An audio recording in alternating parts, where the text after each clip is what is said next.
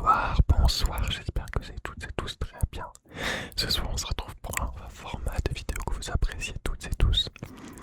On va parler d'une histoire vraie, une histoire assez intrigante qui s'est passée il y a déjà de cela près de 50 ans, dans le début des années 70, aux États-Unis, dans l'Oregon.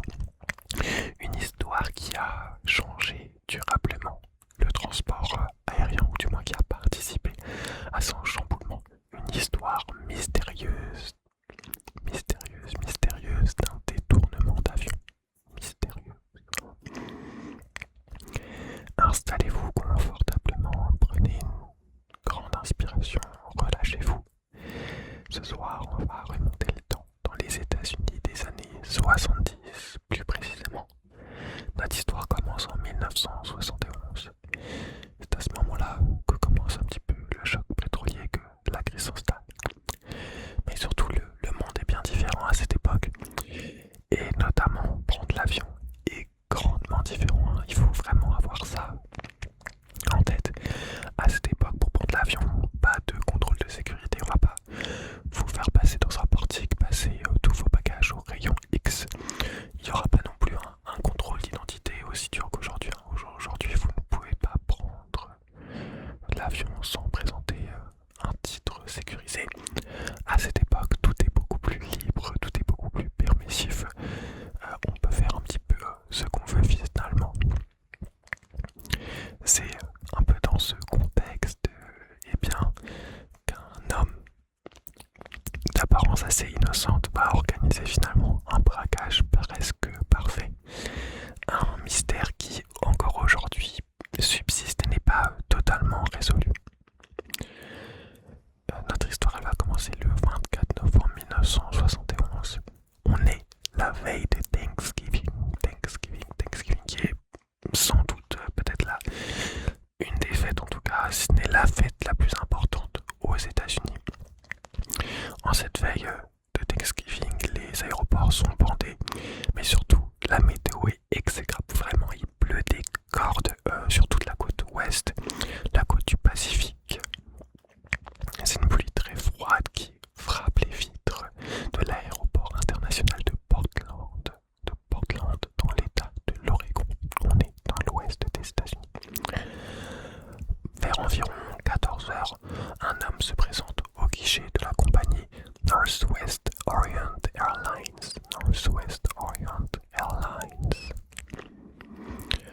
Face aux hôtesses qui l'accueillent pour prendre un billet, il annonce se nommer Dan Cooper.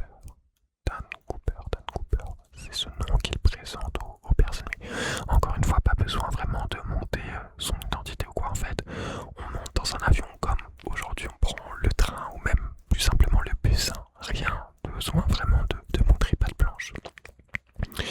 Il mesure un petit peu plus d'1,80 m selon les descriptions. Son visage est assez calme, pas très particulier. Il est assez chic. Un costume sombre, vraiment parfaitement repassé. La chemise carrée, une cravate noire attachée avec une petite pince dorée et une petite perle. Il a l'air très chic, rien de suspect. Il paye 20$ en liquide. Bien sûr, à l'époque, le dollar n'avait pas la même valeur qu'aujourd'hui. Il paye 20$ en liquide pour un billet simple sur le vol 305 à destination de Seattle. Voilà, vraiment un vol en fait très court, puisqu'il dure à peine une trentaine de minutes. Les deux villes ne sont pas si éloignées que ça sur la côte ouest. Il attend le départ de l'avion et puis il monte dans un Boeing 737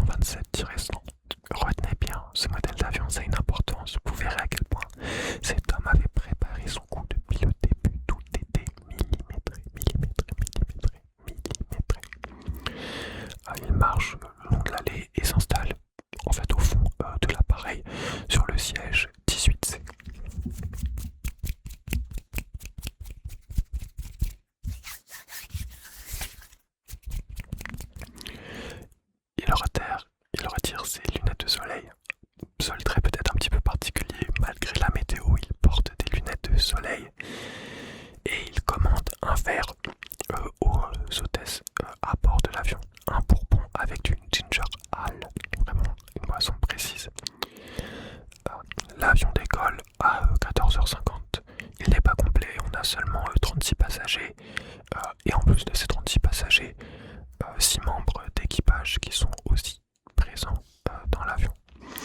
Seulement quelques minutes après en fait l'extinction des consignes lumineuses qui oblige, on va dire, à garder la ceinture, Cooper va faire un signe à une des hôtesses. Elle s'appelle Florence Schaffner, elle est âgée de 23 ans. Elle s'approche de Cooper et ce dernier lui tend un petit bout de papier. Schaffner est assez habitué en fait à ce genre d'approche de nombreux clients qui essayent de draguer des hôtesses et lui donnent des petits mots doux, lui proposant un rendez-vous à l'arrivée de l'avion. Elle en a vu des dizaines, elle en a un peu rien à faire. Elle pose le papier dans son sac sans même le lire, sans même le regarder. Cooper voit très bien en fait que la femme ne lit pas son mot. Alors il lui demande à nouveau de s'approcher d'elle. Professionnelle, elle rapplique. Il va alors lui lâcher la phrase suivante, la phrase suivante, la phrase suivante.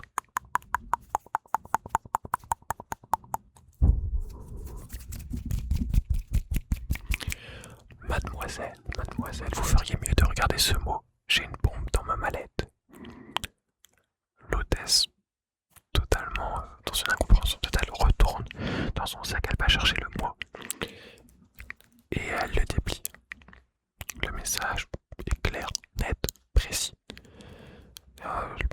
Cooper indique qu'il veut 200 000 $ en coupure de 20 $ non marqués pour ne pas être tracé. Il veut 4 parachutes, 2 principaux et 2 de secours. Il exige qu'un camion-citerne attende l'avion à Seattle pour refaire le plein immédiatement. Voilà, son projet il est assez clair. Enfin, il semble assez clair. Il veut s'envoler en parachute avec les 200 000 €. Enfin, les 200 000 $, pardon. Pour montrer qu'il ne bluffe pas, il montre à l'hôtesse de l'air sa mallette, il l'en trouve et elle peut ainsi apercevoir en fait les explosifs présents dans la mallette. Il n'y a plus aucun doute. L'homme est bien en possession d'une bombe qui peut exploser à tout moment s'il le décide. L'hôtesse, totalement paniquée, vient voir les commandants de l'avion et leur explique tout ce qui vient de se passer. Eux-mêmes, bien sûr, vont contacter en fait leur direction. Pendant plus de 2 heures, le Boeing 727 va tourner en fait dans le ciel de Seattle, attendant de plus amples consignes pour se poser. Les 35 autres passagers qui sont dans l'avion ne se doutent de rien en fait. On leur indique seulement qu'il y a un problème technique sur l'aéroport, que pour l'instant ce n'est pas possible de se poser, mais ne vous inquiétez pas, tout va bien se passer. On devrait pouvoir se poser bientôt. Au sol, c'est un petit peu la panique. La compagnie aérienne, elle cherche pas à comprendre. Elle ne veut pas d'une intervention compliquée ou quoi. Elle est prête à collaborer. Elle est prête à trouver la rançon et à donner tout ce que veut Cooper. Sur place, c'est la panique puisqu'il faut chercher 200 000 $ en coupure de 20 $. Le FBI, bien sûr, va photographier tous les numéros de série des billets à la va-vite sur des microfilms pour pouvoir essayer de retrouver le fugitif a posteriori. Le club aéronautique le plus local est aussi réquisitionné. On lui demande de fournir les parachutes à la va-vite. Et donc, pendant ce temps, Cooper reste stoïque, il attend, il sirote tranquillement sa boisson, sûr que son coup va fonctionner. C'est à 17h39 que l'avion se pose enfin à Seattle. Cooper il va ordonner que toutes les lumières en fait, de la cabine soient éteintes pour pas qu'un sniper du FBI par exemple ait un angle de tir sur sa position. Il va justement se déplacer pour essayer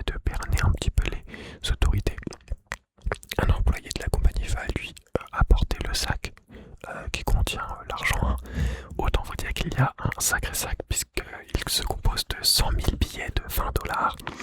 Et puis bien sûr les 4 parachutes. En parallèle, eh bien, il y a un camion citerne qui refait le plein de l'avion prêt à redécoller. Cooper lui tient sa promesse, les 35 passagers sont libérés ainsi que des hôtesses. 2 heures après l'arrivée de l'avion, eh bien, il redécolle, il est 19h40. L'avion redécolle avec par conséquent seulement 4 personnes,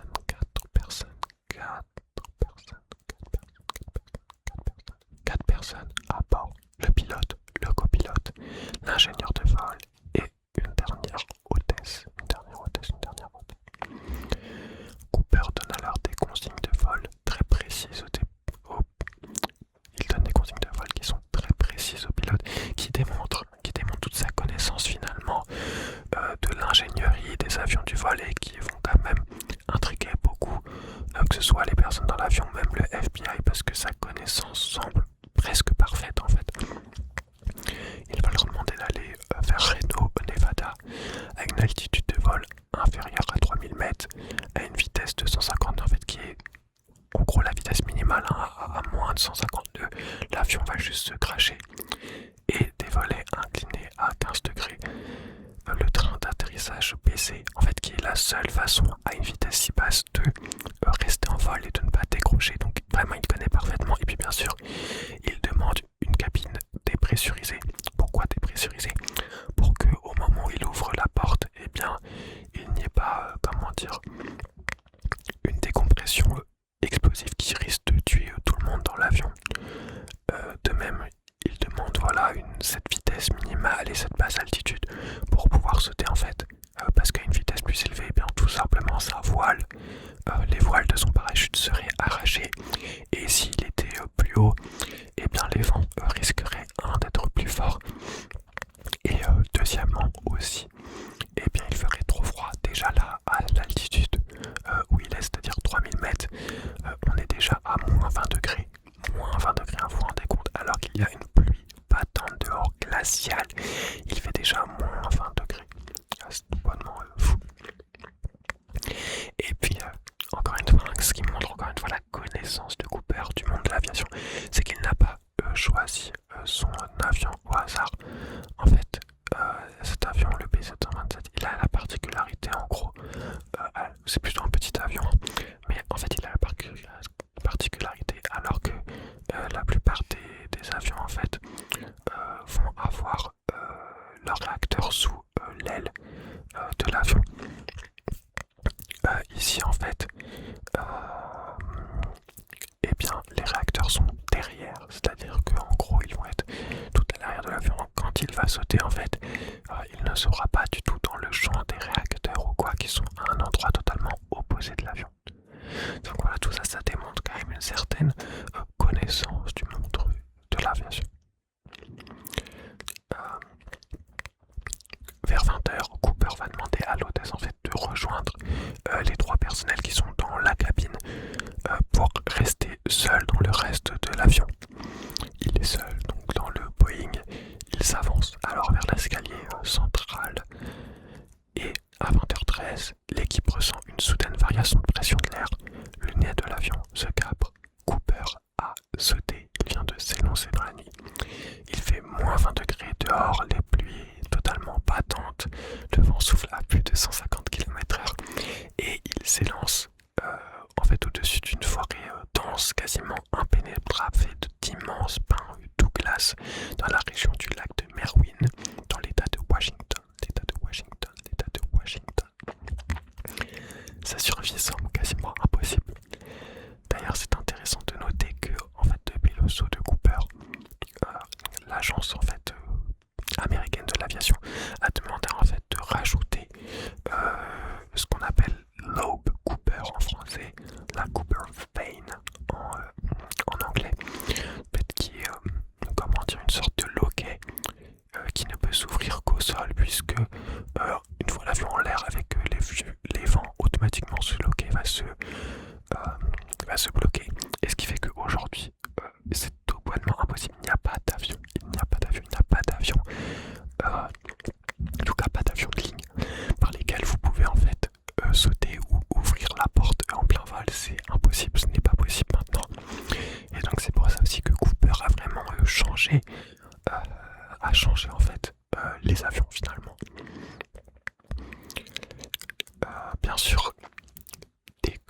l'avion se pose, le FBI rentre dedans. Bien sûr, Cooper a totalement disparu. Il reste juste son verre de bourbon à moitié plein. Et puis il a laissé sa cravate noire et son passe déposé sur le siège à côté de lui. C'est alors que se lance l'opération Northwest Hijacking. C'est une des tracks les plus vastes et les plus coûteuses de l'histoire du FBI. Hein. C'est assez fou quand même pour cet homme seul qui a réussi à dérober entre guillemets 200 000 euros sur 200 000 $. Le FBI se lance dans la chasse la plus coûteuse qui a duré jusqu'en 2016. Hein. Jusqu'en 2016, la traque a duré. Plus de 1000 suspects vont être interrogés ou 1000 suspects ou 1000 témoins vont être interrogés durant toutes les investigations. Des milliers de soldats, des policiers, des hélicoptères, même des sous-marins. Des sous-marins civils sont utilisés en fait pour aller sonder tous les lacs de cette région. Mais on ne retrouve rien. Ni cadavre, ni parachute, ni figment, ni sac de pied. Les investigations, elles se portent sur le peu de traces qu'a laissé Cooper. On ne sait même pas en fait pour essayer de retrouver le nom de l'individu. Sur la cravate, c'est un petit peu plus tard en 2007, il y a une équipe de citoyens indépendants qui essayent de faire un peu une contre-expertise, qui va retrouver en fait des traces, notamment de microparticules de titane pur, de bismuth et d'aluminium. En particulier le titane en 71, c'est un matériau qui est très rare, qui est utilisé surtout par des ingénieurs aéronautiques ou dans des usines chimiques vraiment très spécialisées, mais c'est vraiment très rare, c'est niche quoi. Et donc tout ça, ça va faire penser quand même, ça va faire penser encore plus au fait que la personne est plutôt ingénieur aéronautique, parce qu'il s'y connaissait totalement. Sur le verre de bourbon, on essaie de prélever l'ADN, mais il est en fait incomplet. Et donc ça donne pas grand chose. Certes, ça permet d'éliminer certains suspects qu'on a eu avant, puisque l'ADN même incomplet ne peut pas correspondre. Mais ça permet de rien trouver quoi finalement.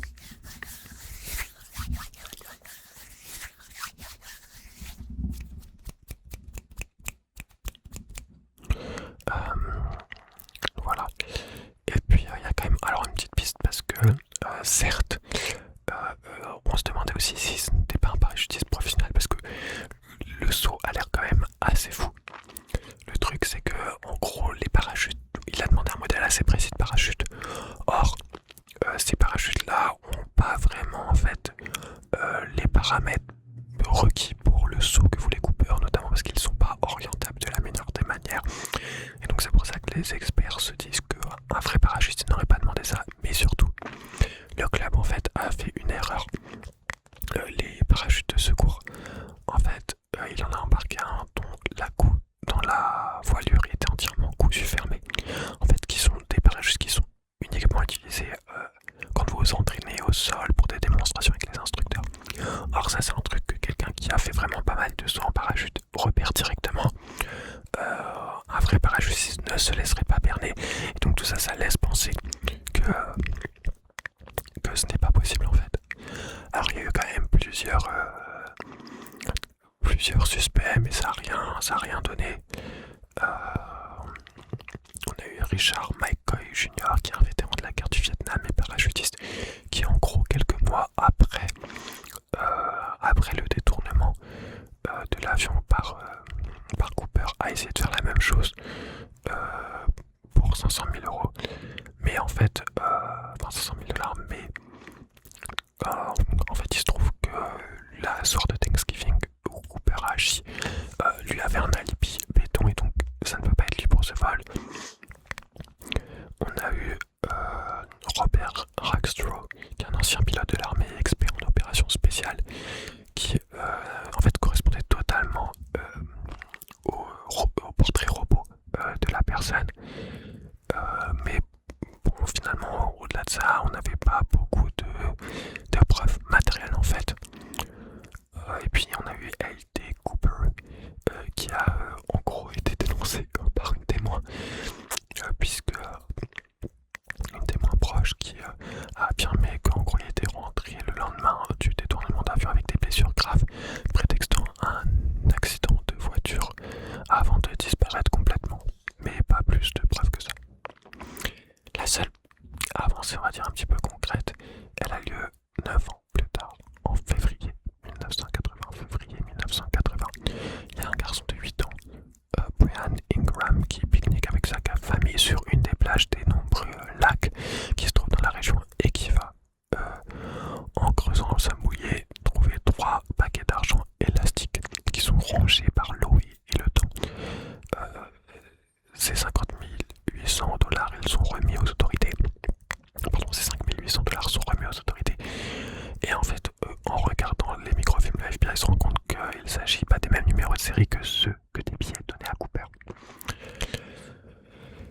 Alors voilà, pourquoi est-ce qu'on a retrouvé seulement une fraction de la somme? Pourquoi à des dizaines de kilomètres de la zone présumée? On se pose un petit peu des questions. Voilà, ça nous permet pas de beaucoup réfléchir à ce qui est sûr en tout cas. Ce qui est vraiment sûr, c'est que en analysant en fait au microscope électronique ces billets, on s'est rendu compte de la présence de diatomées. Les diatomées, c'est des petites salles qui sont microscopiques. Et la variété de diatomées, l'espèce qui était présente, c'est une espèce qui n'est présente qu'au printemps. Ça veut dire que l'argent, il n'a pas été enfoui la nuit du vol ou quoi.